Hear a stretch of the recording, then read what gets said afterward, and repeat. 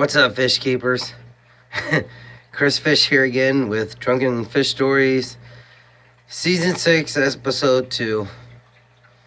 Or, is it Season 2, Episode... No, I have no clue what episode it is. It's Season 1, Episode 2. The Ballard of Cleopatra. Cleopatra is my red empress, which you will not see in the tank. Hey, there's Morgan, my silver dollar. Get it? Morgan, silver dollar. But anyway, the Ballard of Cleopatra. Before we start talking about Cleopatra, I just want to fill you in what happened about 20 minutes ago between me and Jeffrey, the giraffe catfish. Unlike Toys R Us, Jeffrey's still around. Anyway, so me and Jeffrey's just sitting there looking at each other, chilling out, kind of talking back and forth, and a little bit of dude talk and whatnot. But Jeffrey's like, hey, I got a bet for you. I'm like, okay, what's up? He's like, I bet you 5 pounds of calamari that we can have a stare down and you blink before me. And I'm like, man, I'm a dude. Yeah. So, like any other normal guy, I'm like, yeah, I got you, dude. You are so going down, Jeffrey. I am beating your ass on this one. So, we both agreed to the bet, and we're staring at each other and staring at each other and staring at each other and staring at each other, and all of a sudden I blink, and Jeffrey told me, I won, I beat you, you blink first, I get my calamari. And then I start thinking about it. I'm like, wait a minute, fish don't fucking blink. You got me, you little fucking shithead. You got me knowing that you don't blink and I do. It's like paper, rock, scissors with a guy with no hands. Like, you're gonna win every time, you little asshole. But anyway, the Ballad of Cleopatra. We're also naming this the CVS beatdown of a security guard.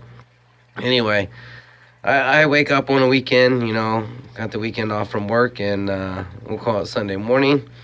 And I have a red empress that we named Cleopatra in here, doing a headstand in. I have a lot of Synodontis catfish that swim up side down, sleep on their heads and everything. And I, at first, was like, hey, check this out. This fish sleeping on his head. It's kind of weird. I've never seen this before. Then reality sunk in. It's like, oh, shit, something might be wrong. And turns out Cleopatra has Malawi bloat, a little swollen on the belly and everything, and has a hard time, like, I don't know what you call the scientific medical term, whatever. The equilibrium was off on this fish, or it got a hold of my weed stash again, or some shit like that. But this fish wasn't swimming right, so oh shit. So I did what any normal person would do. I jumped on YouTube and how do you cure Malawi bloat, and lo and behold, there's some weird guy showing me how to stick a needle up its ass and release some air out of it, and his fish was fine. So I was like, yeah, I can do this. This looks pretty easy. So I live on a big road, and there happens to be a CVS pharmacy kind of corner of the house. So yeah, I'm just going to run there and get some needles real quick. So I run in there in a panic because my fish is dying, and I do what any natural fish keeper would do. I want to save this fish, and take care of it, not let it die. So I try and run over there real quick in a panic and go to the pharmacy and say, hey, I need some hypodermic needles right now. I need it right now. And she looks at me like I'm half crazy or something. And at the time, I'm not understanding what's going on. And I want these needles, and I proceed to tell her, yeah, my fish has got bloat, and I need to relieve the air, and I need needles right now. Well, she informs me that CVS don't sell needles without a prescription, and I told her, it's like, I don't need a prescription. I don't want the shit you put inside it. I just want the needle. So to say, I'm just going to let out a little steam, and hopefully everything's okay. Well, she gets annoyed with me. I get annoyed with her. I'm trying to convince her that I need a needle to save my fish, and she's looking at me like I'm just totally nuts. And at the time, it didn't sink in. You never run in a panic into a pharmacy asking for needles. I wouldn't know why. Like, it seemed pretty normal to me at the moment. But make long story short, she gets annoyed with me. I get annoyed with her. And she proceeds to tell me she's not selling me without a prescription. And I keep telling her I don't want the shit that goes inside it. I just want the needle itself. And she starts to raise her voice a little bit. And I start to raise mine. Next thing you know, this little, like, CVS really don't have security guards. They got this prevention loss people that think they can catch shoplifters every now and then and stuff like that. And he comes out and proceeds to tell me to calm down and and all I am thinking is about saving my fish. And oh, yep, getting distracted real quick. There's my silver dollar. His name is Morgan Silver Dollar. Get it? Yeah, no, that's not funny.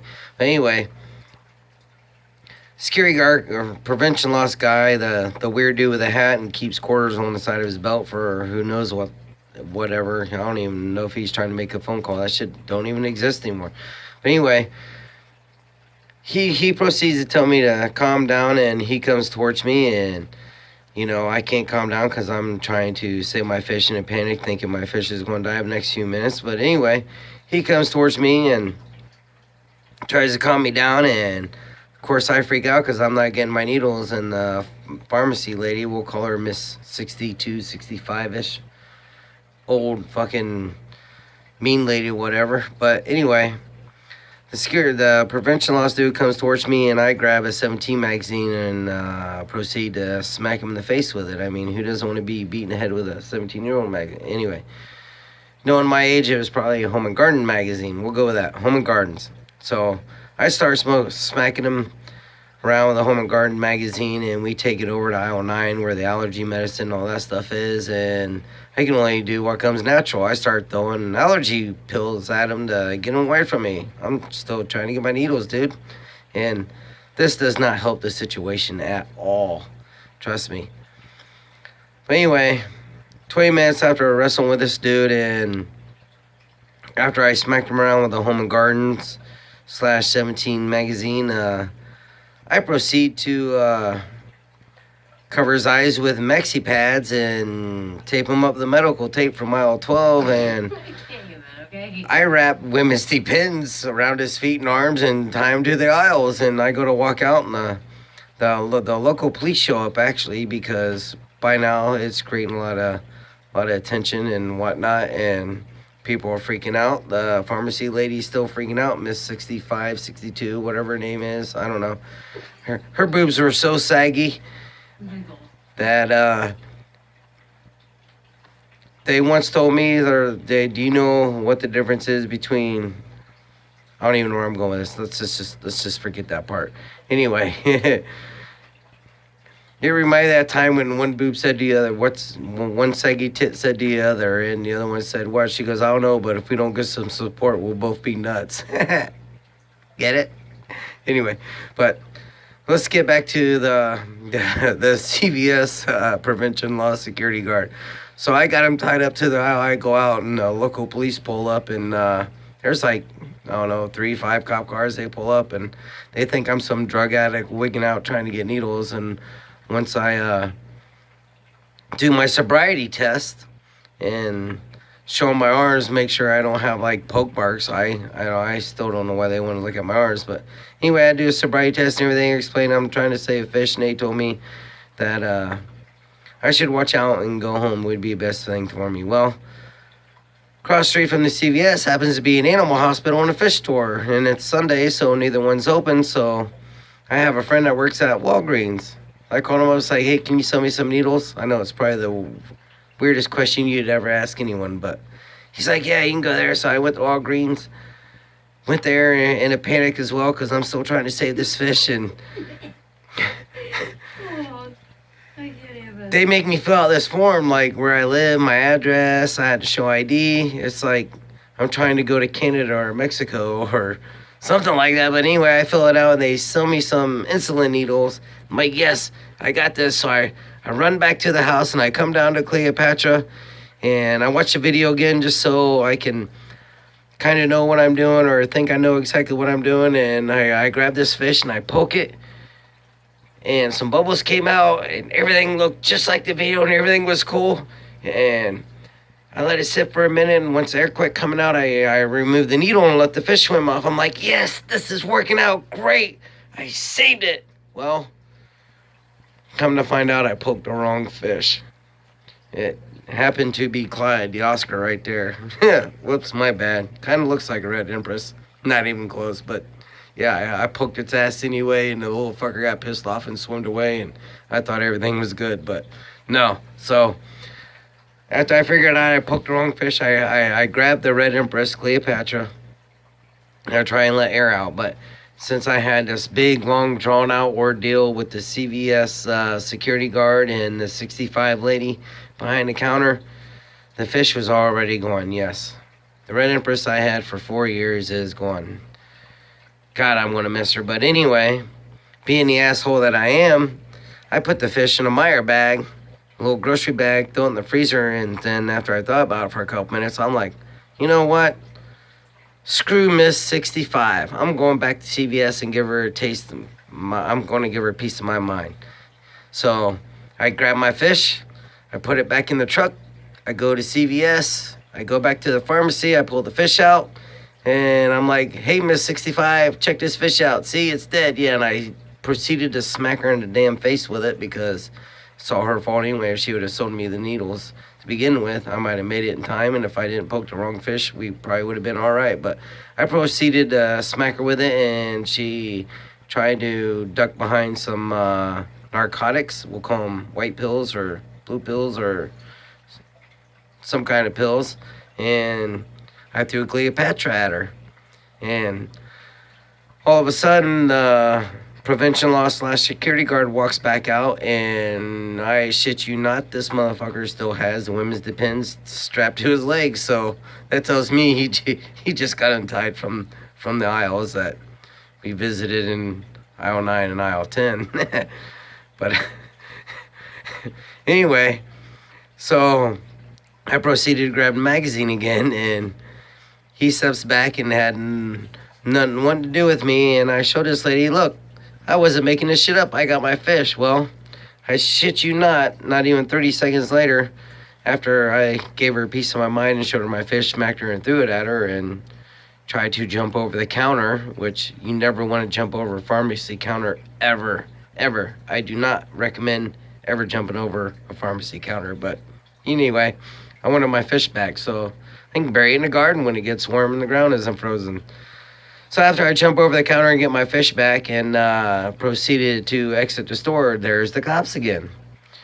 And they weren't as friendly as they were the first time. So now I'm trying to tell the cops that, hey, I was just pissed off taking the fish back, showing Miss 65, like, look, bitch, you really did kill my fish. Like, I wasn't trying to shoot up. I was just literally trying to get a fart bubble out, pretty much. But anyway, they didn't like that when I tried to get my truck and leave. Needless to say, I got arrested. Yes, I got arrested and went to jail, people. I am not proud of it, but this did happen. So, I shit you not, there I am getting booked. And apparently, the state that I live in has no law for this, so they literally had to make something up. The official charge is slapping with seafood on a Friday night or Sunday morning. Yeah, it's slapping seafood on a Sunday morning, which earns you 10 days in jail now. You can look it up. It's an actual law. It's called the hypodermic fish epidemic.